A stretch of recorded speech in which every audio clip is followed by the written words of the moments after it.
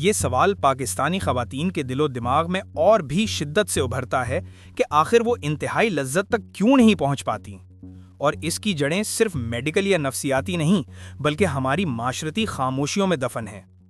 کہانی یوں شروع ہوتی ہے کہ عورت جذباتی طور پر جڑ بھی جاتی ہے، جسمانی طور پر تیار بھی ہوتی ہے، ماحول بھی ٹھیک ہوتا ہے، لیکن جیسے ہی اس لمحے کی طرف قدم بڑھنے لگتا ہے، اندر کہیں ایک ایسی شرمندگی، ایسی ہچکچاہٹ، ایسا معاشرتی خوف جاگ اٹھتا ہے جو برسوں کی تربیت سے اس کے اندر بٹھا دیا گیا ہوتا ہے۔ ایک خاموش سی آواز جو کہتی ہے، یہ باتیں اچھی لڑکیاں نہیں سوچتیں، یہ احساسات بیان نہیں کیے جاتے، یہ ضرورت بتانا بے حیائی ہے۔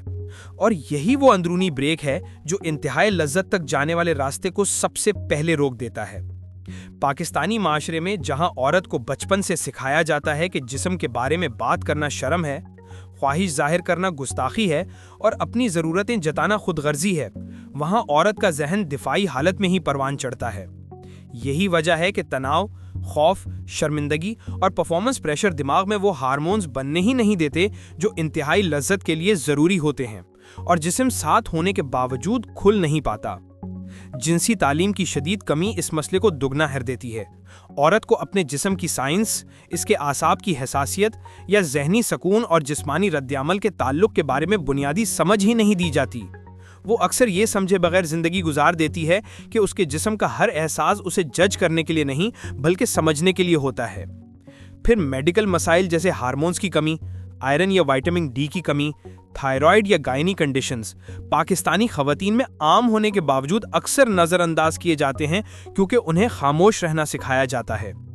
رشتے میں جذباتی دوری، بات چیت کا نہ ہونا یا مسائل کو دبا کر رکھنا، یہ بھی عورت کے ذہن کو دفاعی موڈ میں لے جاتا ہے، اور جسم وہی رد عمل دکھاتا ہے جو دل نے سیکھ رکھا ہوتا ہے: خاموش رہنا، رک جانا، خود کو ثانوی سمجھنا۔ پھر سب سے خاموش مگر طاقتور رکاوٹ آتی ہے: شرم اور خود پر ڈالا گیا بوجھ۔ وہ سوچ کہ اگر میں نے مانا کہ مجھے انتہائی لذت محسوس نہیں ہوتی تو وہ کہیں مجھے غلط نہ سمجھے یا کہیں یہ میری بے ادبی نہ ہو۔ یہی سوچ دماغ کے تمام فطری سگنلز بند کر دیتی ہے۔ حقیقت یہ ہے کہ پاکستانی خواتین کا انتہائی لذت تک نہ پہنچ پانا کوئی کمی نہیں بلکہ ایک پرت در پرت نفسیاتی، معاشرتی، جسمانی اور تعلیمی سفر ہے۔ اور جب عورت آہستہ آہستہ سیکھتی ہے کہ اس کی ضرورتیں غلط نہیں، اس کا جسم قابل احترام ہے، اس کے احساسات چھپانے کے لیے نہیں بنے، اور جب رشتہ اس کے اعتماد، اس کی رفتار اور اس کے ذہنی اور جسمانی سلامتی کا احترام کرتا ہے، تبھی وہ مقام پا سکتی ہے جسے حقیقی انتہائی لذت کہتے ہیں۔